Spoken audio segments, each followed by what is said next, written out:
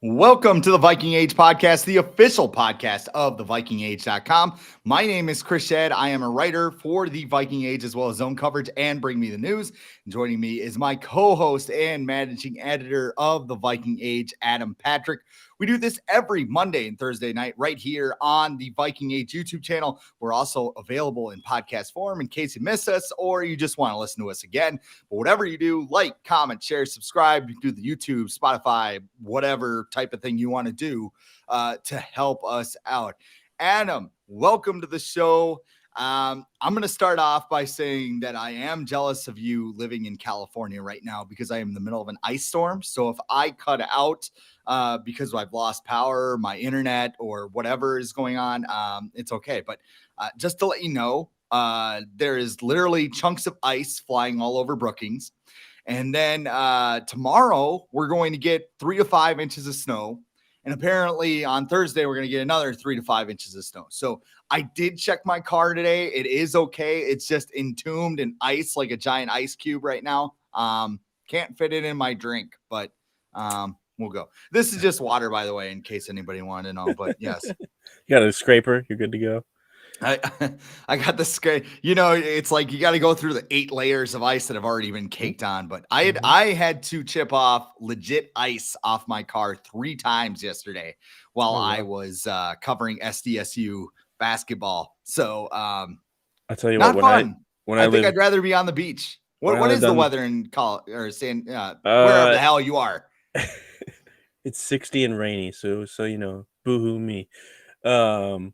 But when I lived back east, the best investment I made was getting a remote car starter, so that I could just have the heat turn on before I even got in the car. Everything would melt off. I wouldn't even have to scrape anything off. I'd let it run for like 20 minutes and it would go off. Best investment ever made. Because you get it's so annoying to like scrape your car off, and then get in a freezing cold car. And then it warms up right when you get to your destination. So it's great. But yeah, I haven't seen snow in a while. So don't plan to. I know everyone's, all excited about Christmas and everything. No, don't care if I ever see snow again. Lived in it for 30 years. Don't care. But yeah, stay safe out there, I guess.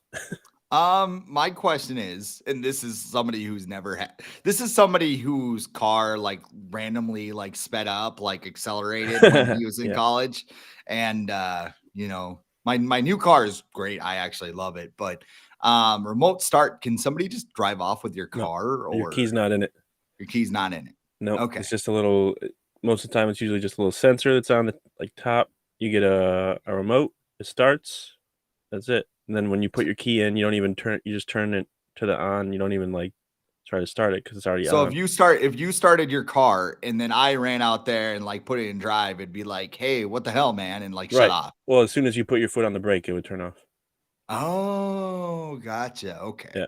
Yeah. So, yeah. I mean, I assume somebody had thought about this because like everybody just getting remote starts and like people just jumping into random cars like Grand Theft Auto. That would make stealing cars very easy in the winter states. People are watching this going like, God, this guy's an idiot. Like I do not live that high profile life. Okay. I'm in the middle of nowhere, South Dakota right now. Okay. So no offense to Brookings. I like it out here, but you know what is offense? That was a horrible segue, but I mean, this is offensive. The Vikings defense, take 2 live YouTube. The Vikings lost to the Lions 34-23 on Sunday afternoon, and the defense gave up 464 yards of total offense. It is the 5th straight game where the Vikings have given up 400 yards of total offense. It is the 4th time in the past 5 games that the Vikings have coughed up over 450 yards of total offense. The Vikings are now the worst defense in the NFL in terms of yards. Yards don't equal points, blah, blah, blah. Well, they equaled plenty of points on Sunday. Kevin O'Connell has said there has been changes, but Ed Donatel will not be stripped of his play calling duties. So if they're not going to do that, they're not going to fire Donatel. How do you fix the Vikings defense? Because they're still in contention, so they kind of got to figure it out. The simple answer is don't play good offenses, because clearly can't stop them. Because look at the teams that they've played the last few weeks. They played the Cowboys, they played the Bills, and the Lions. Those are all top 5, top 10 offenses in the NFL. Even look at the Jets last few weeks with Mike White in there. They were able to do pretty well, sling the ball around. They got to get more pressure. For whatever reason, pressure is non-existent now. It has a little bit to do with the opposing quarterbacks getting the ball out quicker. They're realizing the Vikings don't play press coverage; they play off coverage. So if we just get the ball out quickly, it's easy catch and pitch and catch, I guess.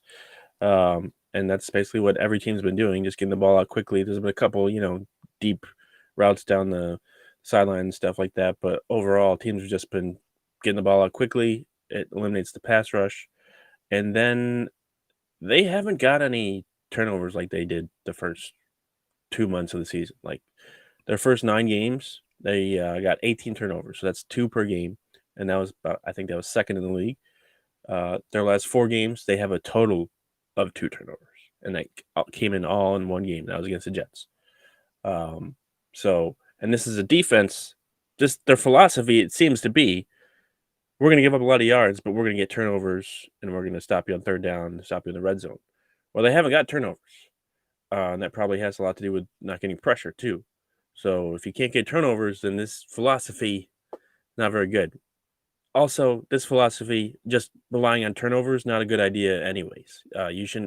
Your defensive philosophy shouldn't be, relying on getting turnovers, because that's not always going to happen.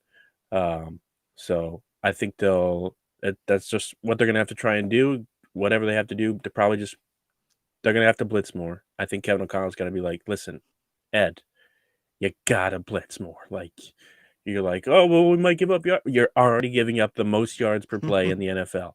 There is no going further down. You are at the bottom. So, you need to just figure something else out, do something different. I think it was Andrew Kramer of the Star Tribune posted a couple of clips of, Danielle Hunter. And he was just doing weird things, like rushing really far to the outside, getting easily chip blocked and things like that. And I don't know if that's a scheme or his decisions or whatever, but something's got to happen. They need to get pressure. There's, injuries have played a part too, but injuries are with every team. So you got to, that is what it is. But they got to get more pressure, which will hopefully create turnovers.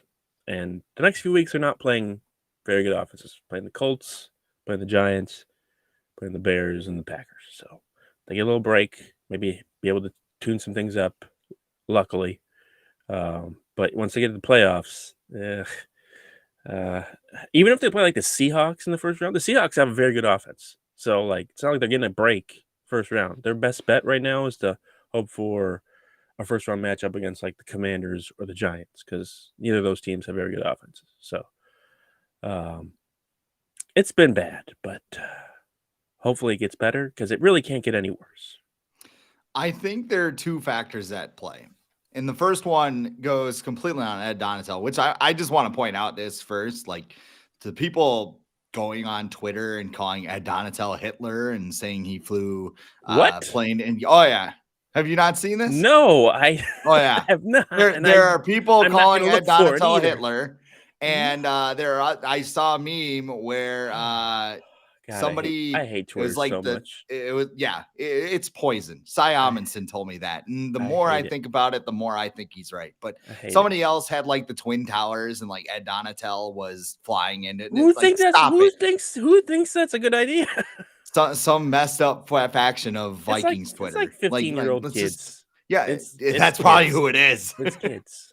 But I'm just saying, let's ease up. Chill out, man. Nobody likes him. I understand. It's a football game.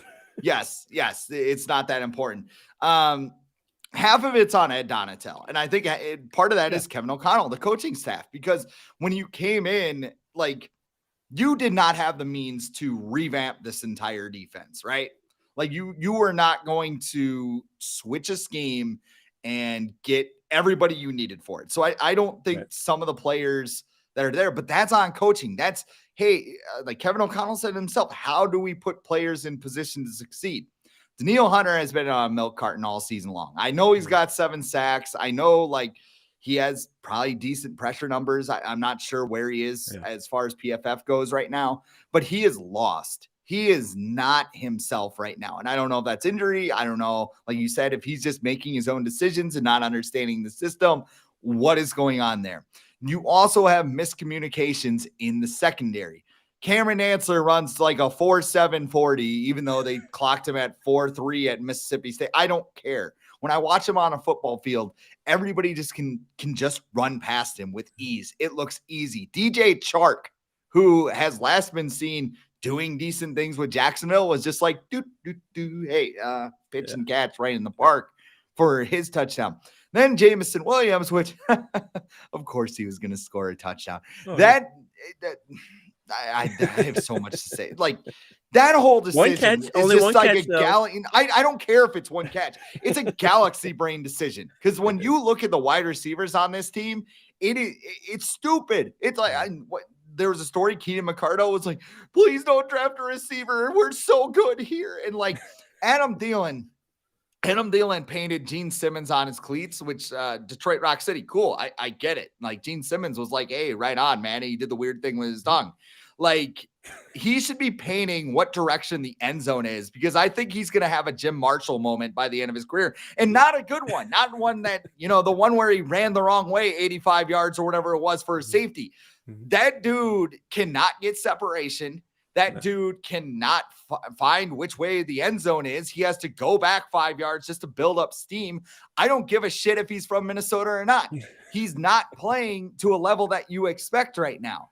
The same goes for the cornerbacks right now. Cam Bynum, he had that Instagram post, right? He's like, I prepared for this. Look at this. I got an interception. Where was the preparation this week? Because he was like, I don't know, a Sound of Music, just like as Jamison Williams is walking right past him in the end zone. Like there are miscommunications everywhere. They can't get pressure. They can't do any of that stuff. And again, a lot of the players here, they chose to bring back. They chose to bring back, and they have not catered to them. Harrison Smith, he's the 22nd overall safety right now. And I mean, I went through and I looked at some salary cap numbers. Do you want me to go ahead and go through them? Harrison Smith has a $7.4 million cap number hit this year. I know he didn't play last week, but he's going to make $19.2 million this next season cap number. Eric Kendricks, $13.5 million cap number. He's not playing at that level. No. It goes down to $11.4 million next season, but I mean, you can't bring him back. I don't care what he's doing in the community. Daniil Hunter, $12.3 million cap number. 13.1 next season. Oh, and he's got $11.2 million void year in 2024. Offense. Like I know we're focusing on the defense right now, but this is important. Dalvin Cook had 20 yards on 14 carries. It wasn't much over that. Like their longest run of the day was 6 yards. And then there was the whole weird, let's have him throw it, which that's a galaxy brain moment in its own thing. Yeah, that was like Uncle Eddie when the microwave goes off, just piss his pants and forgets who he was for about a half hour. $14.1 million next season you're paying Dalvin Cook. And then Adam Thielen, he's from Minnesota, $11.6 million cap number and a $19.9 million cap number next season. Like the players here just aren't good. Right. And I mean, you've been able to mask it for 12 weeks or 13 weeks. They're 10-3. Okay, 14. Fine. And I mean, they are in a position where they can win the Super Bowl. You need to figure out a way that accentuates their strengths because they are not doing it right now.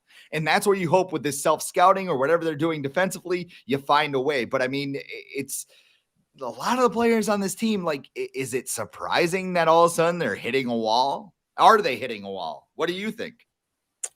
No, I don't think it's surprising. I think it's just, we saw this before the season even started. We didn't expect them to get off to a 10-3 start. I think, they've been in 9 one-score games. I think if, you divide that in half and say those go the other way, let's say they just win 5 of those, then they're 6-7 like the Lions. I feel like they're kind of more like a 6-7 team.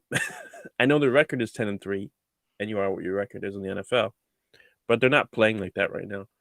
And yeah, they don't have the depth. The guys that do have on the field are too old. Why are you throwing deep to Adam Thielen? He doesn't run like he used to. I don't care if he's in the best shape of his life or whatever. He doesn't. You have guys on your roster that have actual speed, like Jalen Reagor, who against the Jets, he did fine going downfield and catching long pass. Why can't you get him there? And again, with the Lions did it with Jameson Williams. Why couldn't you just do that with Jalen Reagor? I felt like this game, like looking back at it, that Kevin O'Connell, for some reason, felt like he had to throw like the kitchen sink at the Lions. Like, this is some greatest show on turf offense. We got to keep him off the field. I don't trust my defense. Jonathan Vilma belted. Maybe he was in the meeting with Vilma and he's like, "How are you going to look at all these lines?" He's like, "Dude, this is good. These guys are house." Jeez. Yeah. Just household names. Amon-Ra St. Brown is really good. I'll give him that. Yes. And Jared Goff, he's all right. He's really good against the Vikings whenever he plays them. At least when he's in his home stadium. But like the jump pass attempt on the goal line on 1st and goal, when you had momentum, I believe the Vikings had like their winning probability was higher than the Lions at that point. Then when they fumbled, it dropped significantly. The Lions, to be exact. Yes, yeah. I heard that. And then so you do that, which you're down 14-7, and it's the second quarter. You're not like, what are you doing? And then I know the whole go for 2 thing. You don't want to go into overtime. You rather win it in regulation. But why do you want to win it in regulation? Because you don't have faith in your defense.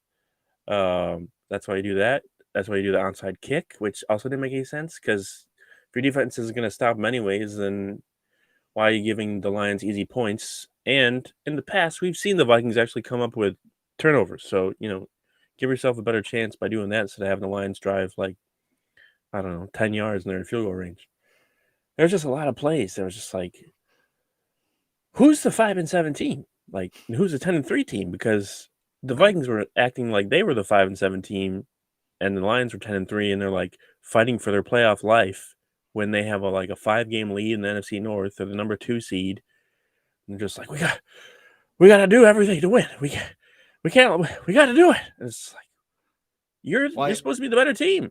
I think you're onto something, though, because the way their defense has been playing, maybe Kevin O'Connell did feel like he had to bring out the kitchen sink because the defense isn't stopping anybody. And I mean, at that point, that's on the head coach. And he's done that now, apparently, to go to Ed Donatel and say, you need to blitz more. You need to do something because this is not working. 14 and maybe maybe the visual of being last place in yards allowed was something to help wake him up. They were 31st. I don't know why that wasn't so bad. Well, we're better than the Lions, so yeah. It must be working. I don't know. The whole thing just feels, and you can't fix it right now. I mean, you're stuck with Ed Donatel through the rest of the year. I know a lot of people want him fired or whatever, but a 10-3 team, probably, they're not going to make a change like that because they're 10-3. They're going to win the division. They're going to get a home playoff game. It's still a very good chance to get the 2 seed. They're not going to make a drastic change like that. At least Kevin O'Connell isn't. That's not the type of guy he is. At least, he's shown it's his first year. He's not trying to ruffle feathers. Because if he fires Donatel in his first year, like, the guys on his staff are going to be like, if I'm going to make a mistake, am I next? Like, so it's the Zimmer effect. It is, and he's not like that. He's not fear, but he's Mr. Positivity. Like, he's Mr. Let's go back to the drawing board. We can figure it out. We've had success in the past. Let's go back and look and see why we did that well, and see if we can make it, translate it to now. But I think these last few weeks have shown that it's going to be tough for the Vikings to do much in the playoffs. They might get 1 win, maybe 2, but there's no way. There's the very small chance they're beating the Eagles on the road. Very small chance they beat the Cowboys in US Bank Stadium. I don't know about the Niners. I don't know about them yet. The Bucks are really bad. So would you say they're frauds? No, because we didn't think they were going to be 10-3. So I see that. I keep seeing that they're frauds. Like, They're frauds. Okay, if they were supposed to be this good, then yeah, but they weren't. So like, how are they frauds? They overachieved. So Well, that gets us to our next one, which the hate wagon. What is the opposite of a bandwagon, by the way? I was trying to figure it out. Is it just a hate wagon? It's a whole bunch jumping of off the people ship. I mean, it's jumping off the shift, but I don't know. It feels like there's a lot of people, so like there'd just be a lot of people around the wagon, so it wouldn't Piling be a on. bandwagon anymore. They're just the big Piling on. pile. They're just like laying down, like we hate the Vikings, and it's just growing like World War Z or something.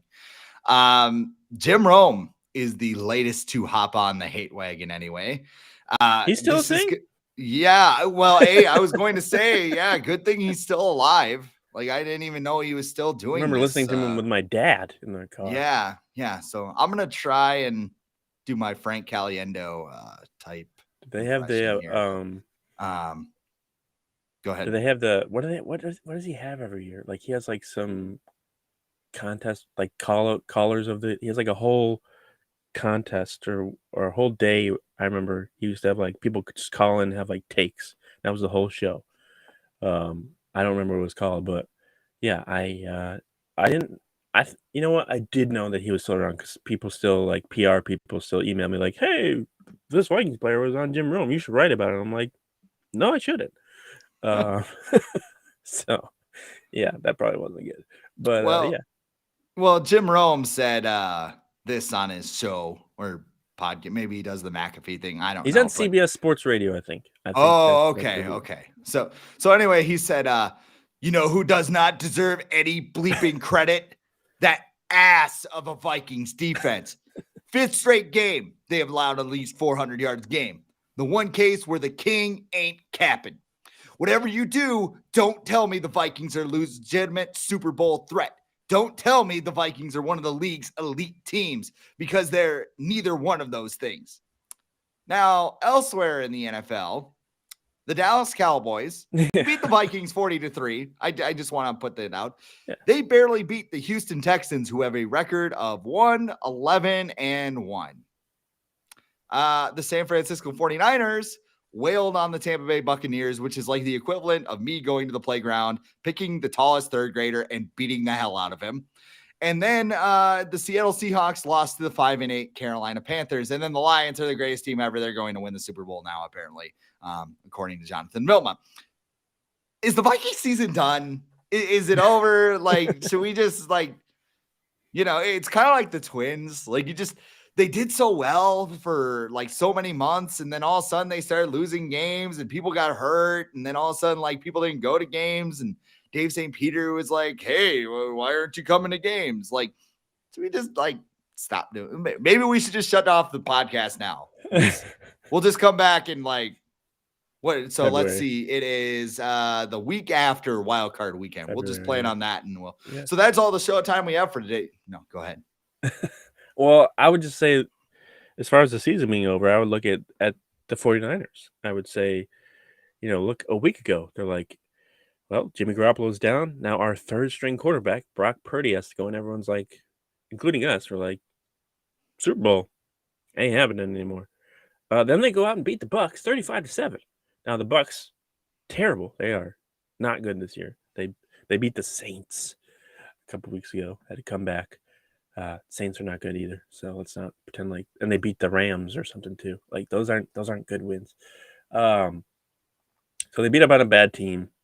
But it looks like the Niners still going to be able to contend in the NFC, and we didn't think that a week ago.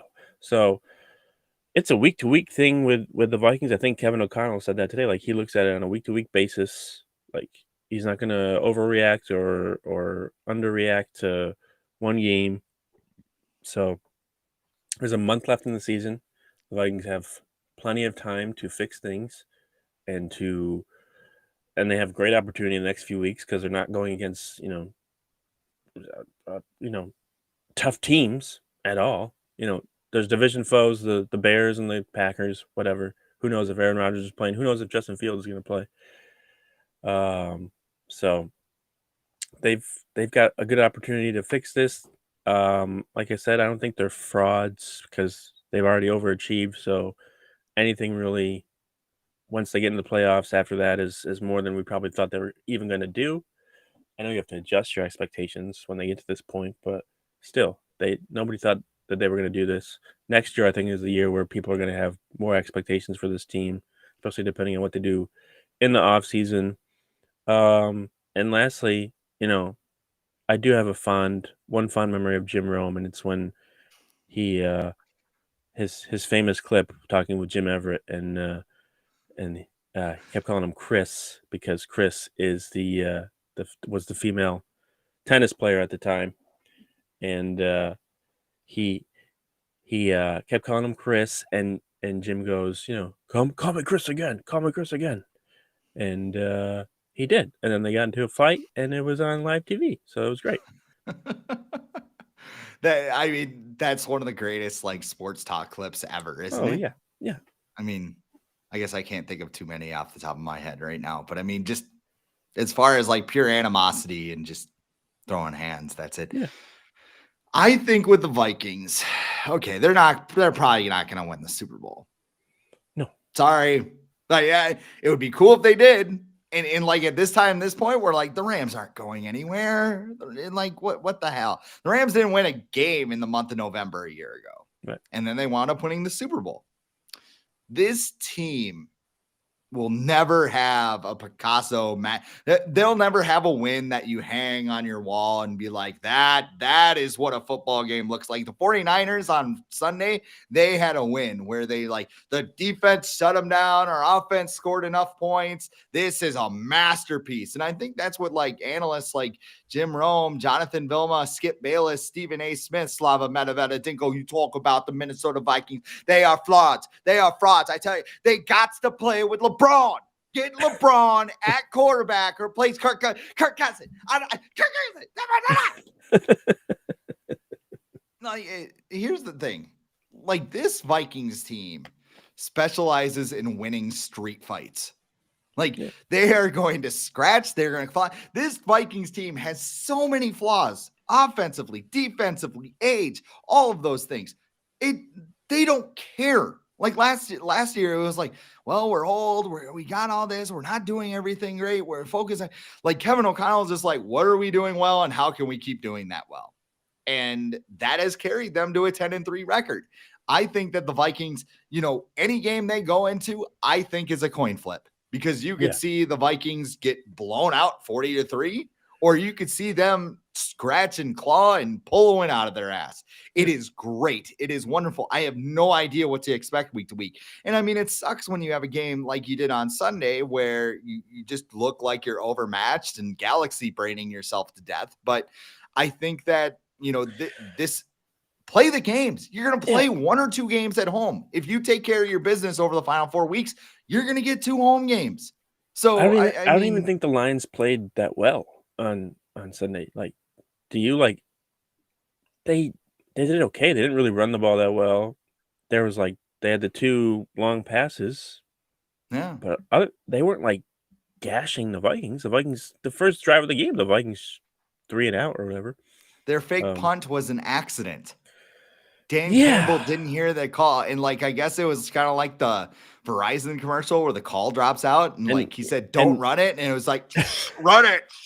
It's like, all right, let's do it. And Dan Campbell didn't know about Dan Campbell thing, right? He didn't know about the Penei Sewell call either. That's what he said. He told McAfee today. Like he was like, oh, what's going on? He's listening to a 60-minute cover of Master of Puppets in his headset. Good. Also, Cam Bynum, good job not covering. You can't cover a massive offensive lineman. I know you like think nothing's going to happen, but there's probably a reason that he's motioning out to the side, and it's not because he's about to, come and block you. Yeah, it's Cam Bynum's definitely on my naughty list when it comes to now. But the thing about Cam Bynum too is he wasn't expected to be the starter this year. Like they drafted Lewis Seen in the first round. You draft a safety in the first round, you expect him to start. I think they didn't realize, that Seen was probably going to take a little longer to adjust than they thought. So Bynum had to be the starter, and I bet you they were probably hoping that Seen would be the starter by now. And that didn't happen because he got hurt. But yeah,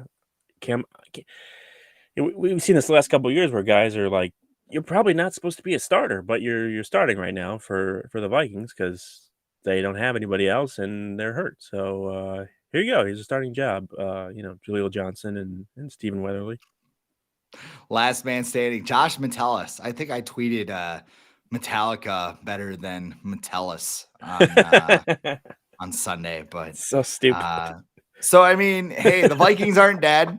Vikings aren't dead. Let's look at it that 10 way. and 3.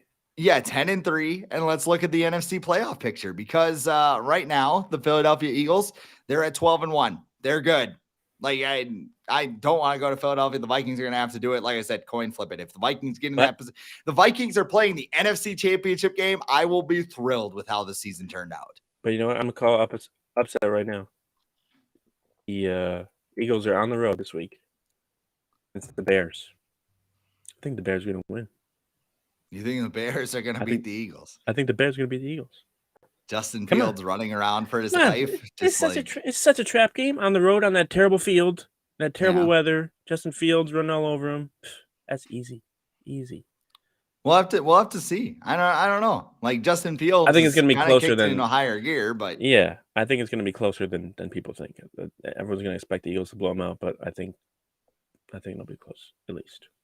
So we have the number 2 Vikings. They get the New York Giants, which they are. That'd be great. I would love it. Like unless the Vikings come in on Christmas Eve and just give us the worst Christmas present ever with like just they've done that before. Yeah. Oh yeah, for sure. I mean, Vikings on Christmas, not good. Like they're still trying to find Alvin Kamara, which I do remember there was a SmackDown after that game, and my friend texted me. He said Alvin Kamara could still score 6, or the Vikings still couldn't stop Alvin Kamara if he were locked in this cage. I kind of butchered the joke there, but that's okay. You got the number 3 49ers against the Commanders. You got the number 4 Tampa Bay Buccaneers hosting the Dallas Cowboys because of that terrible rule. And the Seahawks, Lions, and Packers. Seahawks at 7-6, Lions at 6-7. The Packers at 5-8 are the next 3 teams in line. Packers aren't making it. Get out of here. It is funny if you talk to Packer fans, they believe they are. They also believe that Jordan Love would be a better starter than Bryce Young. I saw that poll this week. Okay. Just drink that Miller Lite, baby. Then why isn't he? If you're in Wisconsin right now, stock up on Miller Lite because you're going to need it the way I'm looking out my window right here. But yes. Yeah. I've seen a lot of those like Peter Bukowski or whatever. Like, oh, if everyone loses and the Packers win, then they're going to get in the playoffs. Like, okay, great. Keep doing that. You know they're edgy when they like threaten to put their lawyers on you. Yeah, well, yeah. I saw he was a victim of he messed with Vikings Twitter, and there's a section of Vikings Twitter you should not mess with, and I found that out many times, and now he's finding out. So F around and find out, right? Yeah, pretty much. You know what?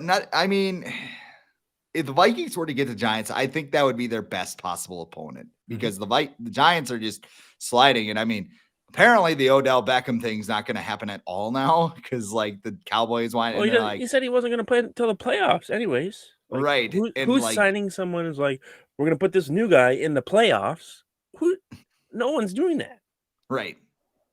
I guess I don't know what the rules are in the play. It's like the NHL where you can just skirt the salary cap in the playoffs. Like you just have this absolutely stacked roster if you just stash people on IR. I'm just thinking of scheme and guys on the roster already. The guys on the roster are like, hey, I've been here all year. I helped you get to the playoffs, and now you're going to bring this dude in and like he's supposed to save us? Like, no, it's not going to happen unless he's like Randy Moss or something. That's not going to work. Just stick to sending Danny Trejo into but is Odell someone you would pursue in the offseason now that you know he's probably going to be pretty healthy next year? Yes, absolutely. 100%. I would make the call. Yeah. But where are you going to find the money? Because you're paying Adam Thielen $20 million to run the wrong way. You can cut him. But I am just thinking about Vikings Twitter just losing their goddamn minds over Adam Thielen. But he's from Minnesota. You can't call Adam Thielen. Makes a great cup of coffee. I've heard.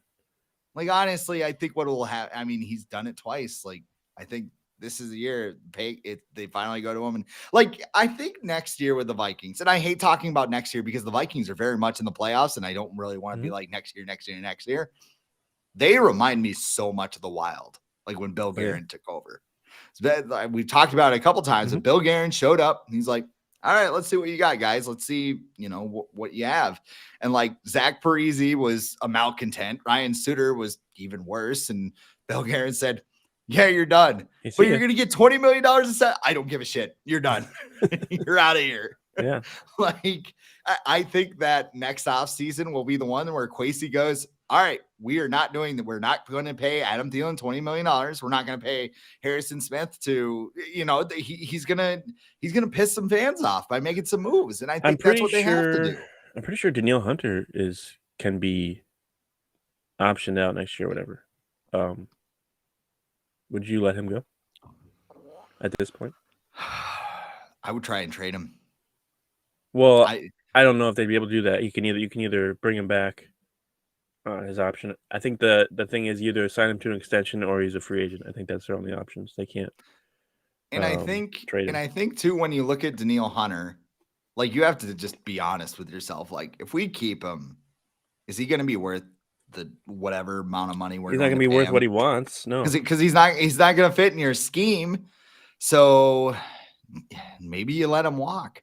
And I mean, again, that'll be another Viking. I mean, next year is going to be, because if they remain with the status quo in this same team, they're not going to be in this position next year. They're probably going to be a 6-7 win team. I would love to be wrong. I love that I'm wrong this year. Right. But I mean, you have to be realistic at some point. And I think, like I mentioned, a lot of these players, I jokingly call it old Yeller territory because they're all like players, they love that dog, right? And then all of a sudden, like he got old and they're like, all right, come behind the shed. Now I'm not suggesting they do that, but I mean, like, it's just kind of like, all right, Adam Thielen, thanks for the memories, man. But well, I feel like we gotta do other things. I feel like the new GM, Kwesi Adofo-Mensah, he probably wanted to make a bunch of moves where he moved on from Harrison Smith, moved on from Adam Thielen, moved on from Danielle Hunter.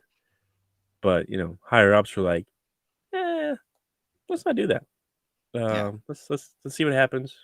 This new coaching staff, and, we'll move on to the next offseason. If we have to make some moves, we'll make some moves. And I think now they need to make some moves. Yes. So Kwesi's going to be like, hey, guys, remember when I wanted to make all those moves last year?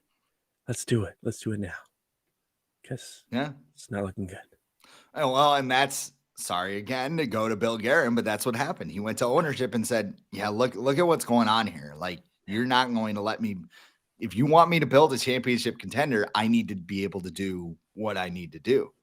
And then the Wild had an awesome season without Parise and Suter, and they got bounced in 6 games in the playoffs. Jared Spurgeon tried to break somebody's ankle with the hockey stick. Happy Gilmore. They lose to the Ducks? They lost the Blues. Oh, yeah, that's right. They can't beat the Blues. Unfortunately, no. Haven't seen them this year, but bet you they'll be. They gave him the Blues. Losses. Wow, such a bad dad joke. On that note, we're just gonna get out of here. This is the Viking Age podcast. We do it every Monday and Thursday night, although sometimes Tuesday, just like the Vikings. Sometimes we're on Tuesday. Yes. But anyway, you can find us right here on the Viking Age YouTube channel. You can check us out on Apple and Spotify. We're there after the show. Like, comment, share, subscribe, do all those cool things. Spread the word. Let's keep getting our subscriber count up.